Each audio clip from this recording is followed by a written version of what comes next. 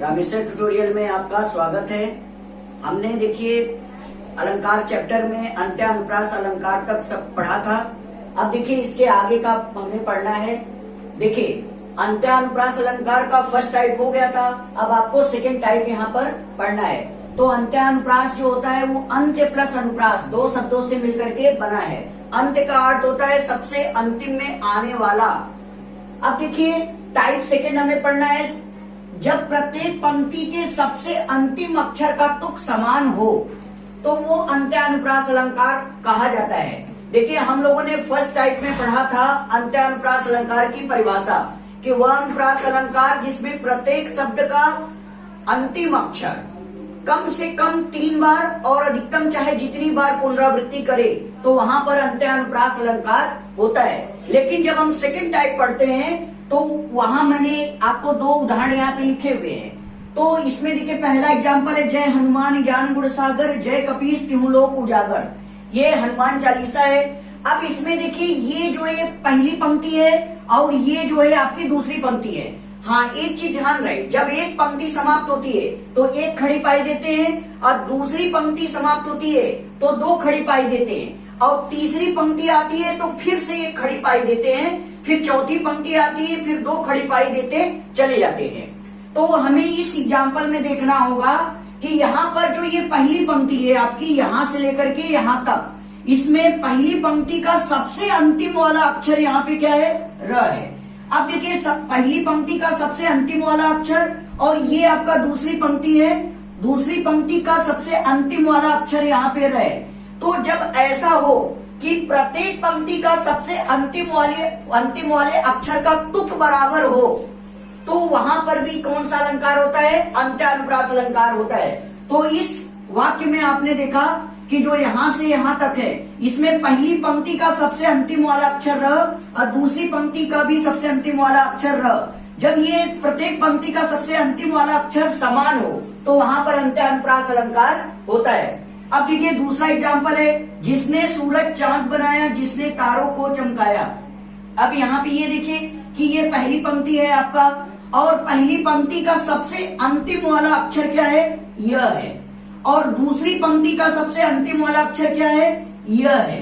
तो हमें यहाँ पे ये देखना होगा, मैंने आपको पहले ही बताया है कि अनुप्रास अलंकार का कोई भी भेद हो उसमें मात्राओं का ध्यान नहीं रखा जाता है, केवल हम अक्षर को देखते हैं। तो आप देखिए पहली पंक्ति का सबसे अंतिम वाला अक्षर यह है और दूसरी पंक्ति का सबसे अंतिम वाला अक्षर यह है।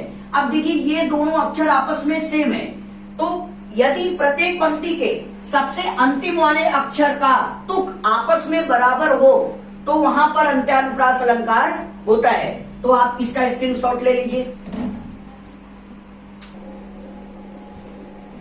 चलिए इसके आगे देखते हैं सूत्यानुप्रास अलंकार।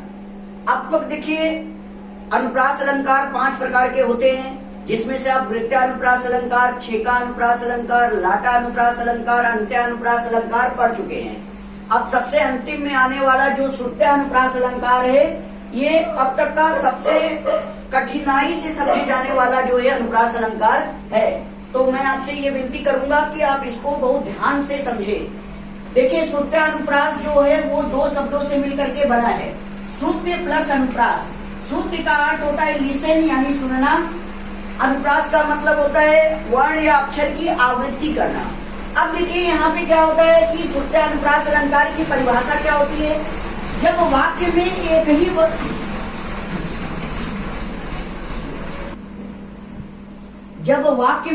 ही वर्ग के वर्णों की पुनरावृत्ति होती है तो वहां पर सूत्यानुप्रास अलंकार होता है।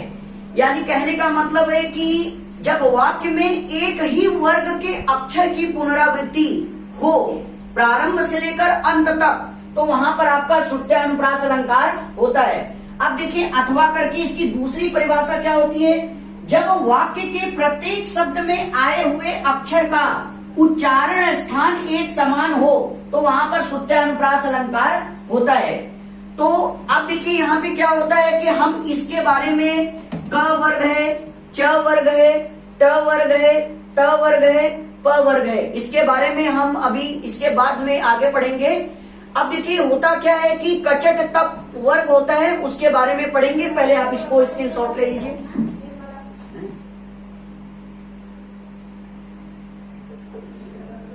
चलिए इसके आगे देखते हैं। सुत्यानुप्रास अलंकार में देखिए वर्ग वर्ण क्या होता है। जैसा कि परिभाषा में आपने पढ़ा है कि वहां पे जो है लिखा है कि वह अनुप्रास अलंकार जिसमें शुरू से लेकर अंत तक एक ही वर्ग के वर्णों की पुनरावृत्ति होती है।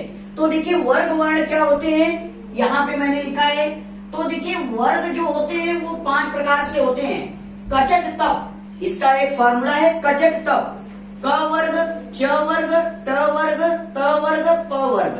तो देखिए प्रत्येक वर्ग में जो होते हैं आपका जो है, आपको पता है कि प्रत्येक जो वर्ग होता है। अब देखिए हमें यहाँ पे ये समझना है कि क वर्ग को हम कंठ वर्ण भी कहते हैं, च वर्ग को हम तालु वर्ण कहते हैं, ट वर्ग को हम मूर्धा वर्ण कहते हैं, और त वर्ग को हम दंत वर्ण कहते हैं, और प वर्ग को हम ओष्ठ वर्ण कहते हैं। तो देखिए हम ये जो चैप्टर है यानी कि कंठ वर्ण, तालु वर्ण, मूर्धा वर्ण, दंत वर्ण, ओष्ठ वर्ण, इसका हम आपको अलग से सेपरेट वीडियो बना करके आपको किसी दिन समझा देंगे। ये उच्चारण ध्वनि एक नया चैप्टर होता है, उसमें ये सब आते हैं। तो इसके लिए हम आपको अलग से नया चैप्टर जो है इसके बारे में आपको अलग से सेपरेट वीडियो में बता देंगे। फिलहाल अभी यहाँ पर ये देखिए कि इस जो वर्ड है इसमें क्या क्या आता है।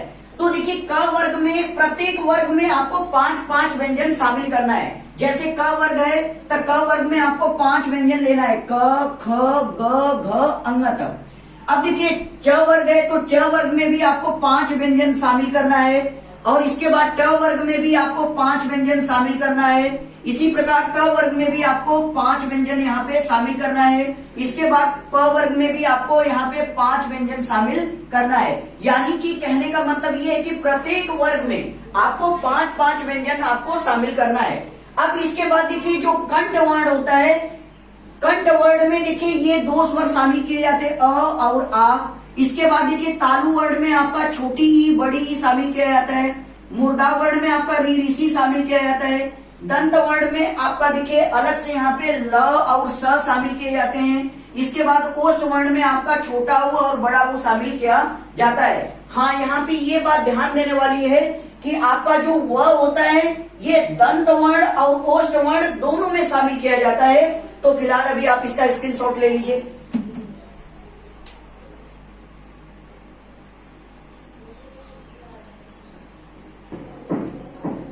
चलिए इसके आगे देखते हैं।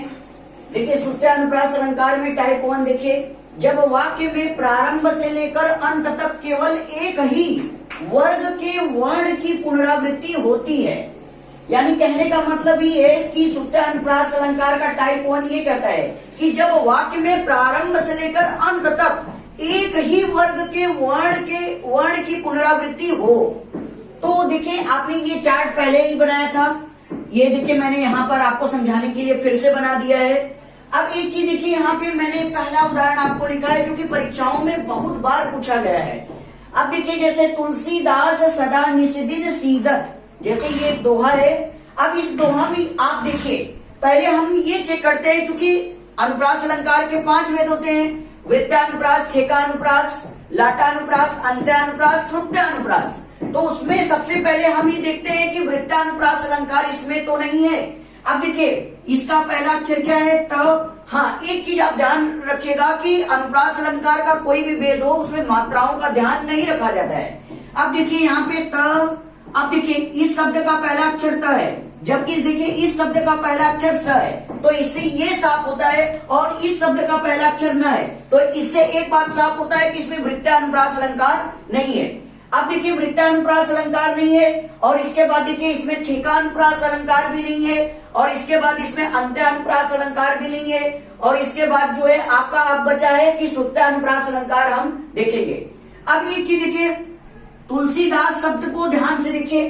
तुलसीदास शब्द में कितने अक्षर हैं, त, ल, स, द, स, यानी कि कुल मिला के 1, 2, 3, 4, 5, यानी 5 अक्षर आए हैं। अगर हम स को अलग अलग मान ले तो 5 अक्षर, नहीं तो हम मान ले तो 4 अक्षर इसमें आए हैं। अब एक चीज देखिए कि प्रत्येक अक्षर, इसमें ध्यान से देखिए, इसमें प्रत्येक अक्षर आप ये देखिए इस चार्ट में यहाँ देखिए त वर्ग जिसको हम दंत वर्ण कहते हैं, इसमें देखिए त, थ, द, ध, न, ल, स, आपके इतने जो वर्ण होते हैं यानी व्यंजन होते हैं वो त वर्ग यानी दंत वर्ण में आते हैं। अब आप देखिए कि तुलसीदास में जितने भी अक्षर यहाँ पे आए हैं ये सब एक ही वर्ग वर्ण के हैं। यानी देखिए त को ध्यान से देखिए, ल को ध्यान से देखिए, स को देखिए, द को देखिए, स को देखिए। यहाँ पे आप देखिए त को, फिर इसके बाद देखिए यहाँ पे ल को देखिए, ल के बाद देखिए यहाँ पे स को देखिए,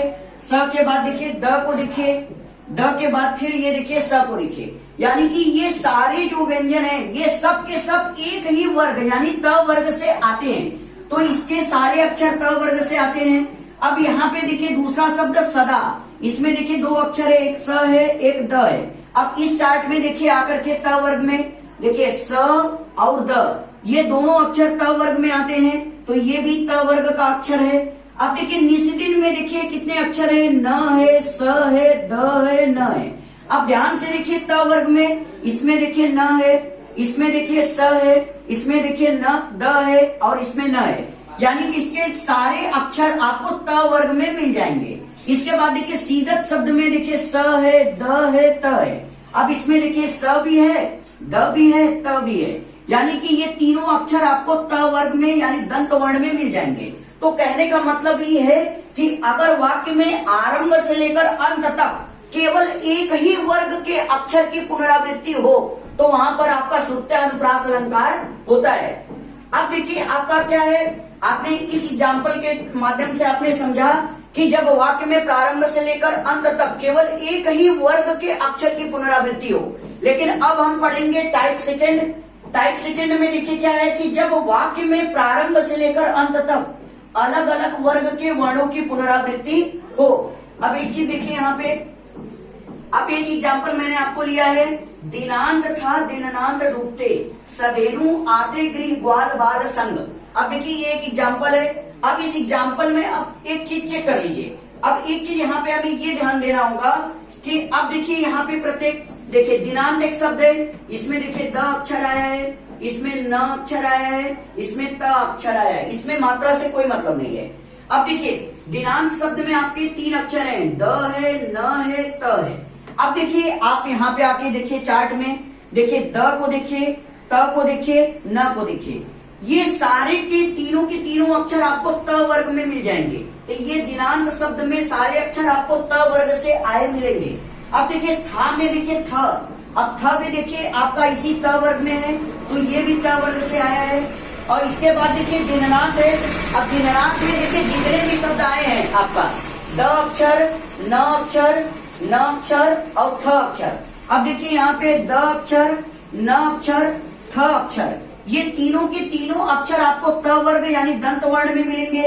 अब इसके बाद देखिए यहाँ पे आपका डूबते शब्द में देखिए, अब एक चीज देखिए यहाँ पे आकर के बदल जाता है। अब देखिए जो ड अक्षर है, अब आपको ड अक्षर कहाँ मिलेगा, ट वर्ग यानी मूर्धा वर्ण में मिलेगा। आपका ड अक्षर आपका यहाँ पर है जो कि ट वर्ग यानी मूर्धा वर्ण में है। लेकिन इसके आगे चलिए देखिए ब अक्षर को और त अक्षर को देखिए, तो ब अक्षर आप देखेंगे आपको प वर्ग यानी यहाँ पर ओष्ठ वर्ण में आपको मिलेगा। लेकिन ये देखिए कि जो तीसरा अक्षर है ये त अक्षर जो आपका है ये फिर से आपको त वर्ग में मिलेगा। यानी कहने का मतलब है कि पहली जो पंक्ति यहाँ से लेके यहाँ तक है, इसमें आपको पहले वाले शब्द के जितने भी अक्षर हैं, दूसरे शब्द के जो अक्षर हैं, तीसरे शब्द के जो अक्षर हैं, यानी तीनों शब्द के आए हुए प्रत्येक अक्षर आपको केवल एक ही वर्ग वर्ण से मिलेंगे। लेकिन जब आप सबसे अंतिम वाले शब्द में जाते हैं तो आप देखते हैं ड और ब अलग अलग वर्ग वर्ण से आते हैं, जबकि त जो है ये त वर्ग से आता है। अब नीचे वाली पंक्ति को देखिए, अब देखिए सधेनु शब्द, इसमें स आया है, ध आया है, न आया है। अब देखिए स, ध, न, ये तीनों अक्षर किस वर्ग वर्ण में आते हैं, तो आप गौर से देखिए स, ध और न, ये आपको त वर्ग यानी दंत वर्ण में मिलेंगे। तो इसका कहने का मतलब है कि ये आपको त वर्ग के अक्षर हैं। अब आते में देखिए अ है और त है, तो अ देखिए यहाँ पर आपको क वर्ग यानी कंठ वर्ण में आपको मिलेगा, जबकि त अगर आप देखेंगे तो त आपका फिर से दंत वर्ण यानी त वर्ग में मिलेगा। इसके बाद देखिए ग है, ह ह है। तो ग को ध्यान से देखिए, ग कहां पर है, ग आपका यहां पर है, जो कि क वर्ग में यानी कंठ वर्ण में आता है। और इसके बाद देखिए ह, अब ह को गौर से देखिए, ह इसमें कहां है, अब यहाँ पे देखिए ह यहाँ पर है आपका, ह किस वर्ग में आता है, क वर्ग यानी कंठ वर्ण में आता है। तो अब एक चीज देखिए, ग और ह ये दोनों के दोनों आपको जो है क वर्ग यानी कंठ वर्ण में मिलेंगे। अब यहाँ पे देखिए ग, अब देखिए ग जो है ये भी आपका किस में है, क वर्ग में है। तो मैं आपको यहाँ पे लिख देता हूं, ग और ह ये दोनों आपका किस में है, क वर्ग में है। और इसके बाद देखिए यहाँ पे ग जो है ये भी क वर्ग में आता है। और इसके बाद देखिए व, चूंकि मैंने इससे पहले आपको वहां पे लिखवाया था कि जो व होता है वो दंत और ओष्ठ दोनों में आता है। तो ये व अक्षर जो दंत और ओष्ठ दोनों में आता है, दंत का मतलब ये त वर्ण में भी आता है, ओष्ठ का मतलब प वर्ग में भी आता है। अब देखिए ल को देखिए, ल देखिए कहां पे पड़ता है, तो ल यहाँ पर है, जो कि किस में आता है, त वर्ग में आता है। इसके बाद देखिए बाल, बाल में देखिए ब अक्षर है और ल अक्षर है। अब गौर से देखिए, ब देखिए किसमें है, ब आपका प वर्ग यानी ओष्ठ वर्ण में आता है, जबकि ल किसमें आता है, ल त वर्ग में आता है। अब देखिए संग में देखिए स है, स आपका किसमें है, स आपका जो है त वर्ग में है। और ग किसमें है, ग आपका क वर्ग में है। तो कहने का मतलब ही है कि वाक्य में आरंभ से लेके अंत तक आप देख रहे हैं कि अलग अलग वर्ग के वर्णों के अक्षर की पुनरावृत्ति हो रही है। लेकिन एक चीज यहाँ पे नोटिस करने वाली ये है कि वाक्य में आप देख रहे हैं किस वर्ग के वर्ण की पुनरावृत्ति अधिक हो रही है। तो आप गौर से देखिए, ये देखिए पूरा, ये देखिए, ये देखिए, और इसके बाद देखिए इसमें ये देखिए, इसमें देखिए पूरे अक्षर, इसमें ये देखिए, और इसके बाद ये देखिए, ये देखिए, ये देखिए। तो आप देखेंगे कि वाक्य में शुरू से लेके अंत तक किस वर्ग के वर्ण की पुनरावृत्ति अधिक हुई है। तो आप देखेंगे त वर्ग यानी दंत वर्ण के अक्षर की पुनरावृत्ति अधिक हुई है।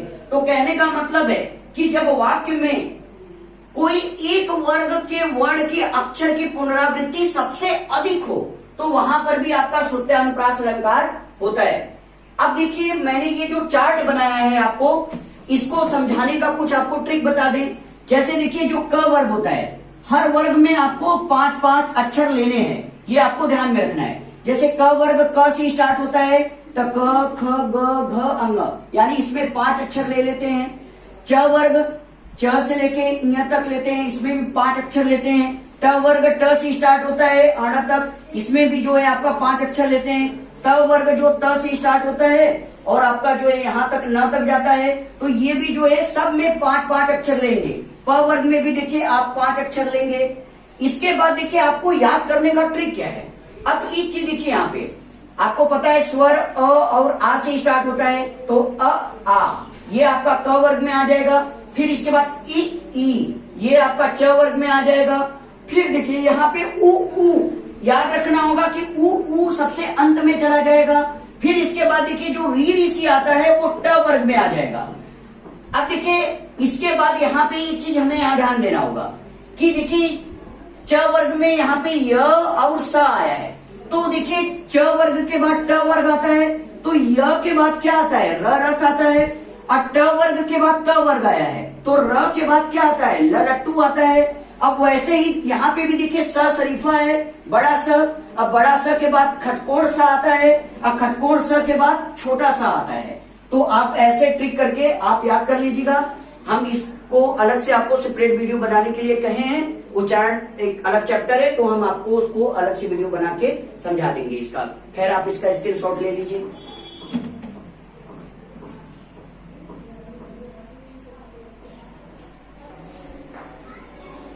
चलिए अनुप्रास अलंकार के हम लोगों ने 5 भेद होते हैं और 5 भेद के बारे में हम लोगों ने अच्छे से इसके बारे में समझा। अब देखिए अनुप्रास अलंकार हो गया, और मैंने आपको पहले बताया था कि शब्द अलंकार के 5 भेद होते हैं। अनुप्रास अलंकार, यमक अलंकार, श्लेष अलंकार, वक्रोक्ति अलंकार, पुनरुक्ति प्रकाश अलंकार, जिसमें से आपने अनुप्रास अलंकार के 5 भेद के बारे में अच्छे से पढ़ लिया है। अब चलिए इसके आगे देखते हैं यमक अलंकार। दूसरा आपका है यमक अलंकार। अब हम देखिए यमक अलंकार के बारे में पढ़ते हैं। तो देखिए यमक अलंकार की परिभाषा क्या होती है कि जब किसी वाक्य में एक ही शब्द, ध्यान से देखिएगा, जब किसी वाक्य में एक ही शब्द एक से अधिक बार अर्थात कई बार आए परंतु सब जगह उसका अर्थ अलग अलग हो तो वहां पर यमक अलंकार होता है। अब एक चीज देखिए, यहाँ पे ध्यान देने वाली बात है कि वाक्य में एक ही शब्द एक से अधिक बार अर्थात कई बार यानी 2 बार 3 बार 4 बार या इससे अधिक बार आए लेकिन सब जगह उसका अर्थ क्या हो, अलग अलग हो, तो वहां पर आपका यमक अलंकार होता है। अब देखिए यमक जो शब्द होता है वो युग्म शब्द से मिलकर के बना है और युग्म का अर्थ होता है जोड़ा, यानी कि वह अलंकार जहां पर शब्दों का जोड़ा बनता है यमक अलंकार कहलाता है। यानी यमक अलंकार में एक चीज कंफर्म है कि वहां पर शब्दों का जोड़ा अवश्य बनता है। आप इसका स्क्रीनशॉट ले लीजिए। चलिए इसके आगे देखते हैं यमक अलंकार के उदाहरण। तो यमक अलंकार की परिभाषा आपने पढ़ लिया है। तो अब एक चीज देखिए, यहाँ पर पहला जो एग्जाम्पल है काली घटा का घमंड घटा। तो यहाँ पे एक चीज आप नोटिस करिए कि घटा शब्द 2 बार आया है अर्थात एक से अधिक बार आया है। तो आपने पढ़ाई है परिभाषा यमक अलंकार का कि जब वाक्य में एक ही शब्द एक से अधिक बार अर्थात कई बार आए परंतु सब जगह उसका अर्थ अलग अलग हो तो वहां पर यमक अलंकार होता है। तो यहाँ पे घटा शब्द जो है एक से अधिक बार अर्थात 2 बार आए हैं और यहाँ पे देखिए पहले वाले घटा का अर्थ है बादल जबकि दूसरे वाले घटा शब्द का अर्थ है कम होना। यानी कहने का मतलब है कि काला बादल का जो घमंड था अहंकार था वो अब कम हो गया है। अब देखिए दूसरा जो एग्जाम्पल है यहाँ पर वे 3 बेर खाती थी वे 3 बेर खाती हैं। तो अब एक चीज देखिए यहाँ पर बेर शब्द जो है 2 बार आया है। अब देखिए बेर शब्द 2 बार आया है लेकिन दोनों जगह उसका अर्थ अलग अलग है। एक जगह बेर का अर्थ है पहर या बेला जबकि दूसरी जगह बेर का अर्थ है बैर फल जो होता है गांव में होता है उसका वृक्ष वो। अब देखिए यहाँ पर किसी के बारे में कहा गया है कि वो 3 पहर अर्थात 3 बेला खाना खाती थी और 3 बेर खाती है यानी 3 बेर के जो फल होते हैं वो खाती है अर्थात बेर शब्द 2 बार आए हैं और दोनों जगह उसका अर्थ क्या है अलग अलग है। तो इस वाक्य में आपका यमक अलंकार है। अब देखिए जेते तुम तारे तेते नभ में न तारे हैं। अब एक चीज यहाँ पे देखिए ध्यान से तारे शब्द 2 बार आया है और दोनों जगह तारे शब्द का अर्थ क्या है अलग अलग है। यहाँ पे तारे का मतलब होता है तारण करना पालन पोषण करना परवरिश करना और यहाँ तारे का मतलब आसमान वाले तारे। अब इसके कहने का मतलब क्या है कि जिसका आपने पालन पोषण किया परवरिश किया पाल पोष कर बड़ा किया अब देखिए वही अब इस दुनिया में नहीं है यानी कि अब उसके लिए रोने वाले आसमान में तारे भी नहीं बचे हैं। तो यहाँ पे तारे शब्द 2 बार आए हैं और प्रत्येक जगह उसका अर्थ क्या है अलग अलग है। तो इस वाक्य में भी आपका यमक अलंकार है। अब देखिए चौथा जो एग्जाम्पल है वो बहुत ही फेमस एग्जाम्पल है परीक्षाओं में भी इसमें पूछा है। अब देखिए सजना है मुझे सजना के लिए। अब देखिए यहाँ पे सजना शब्द जो है 2 बार आया है अर्थात एक से अधिक बार आया है और दोनों जगह इसका अर्थ क्या है अलग अलग है। यहाँ सजना का अर्थ है श्रृंगार करना जबकि यहाँ सजना का अर्थ है पति यानी एक कोई स्त्री है महिला है जो सज रही है संवर रही है श्रृंगार कर रही है किसके लिए अपने पति के लिए। तो आप इसका स्क्रीनशॉट ले लीजिए। आप इसका स्क्रीनशॉट ले लिए होंगे। अब देखिए आप इसका स्क्रीनशॉट ले लिए। तो आज की क्लास बस यहीं तक। आप जय हिंद।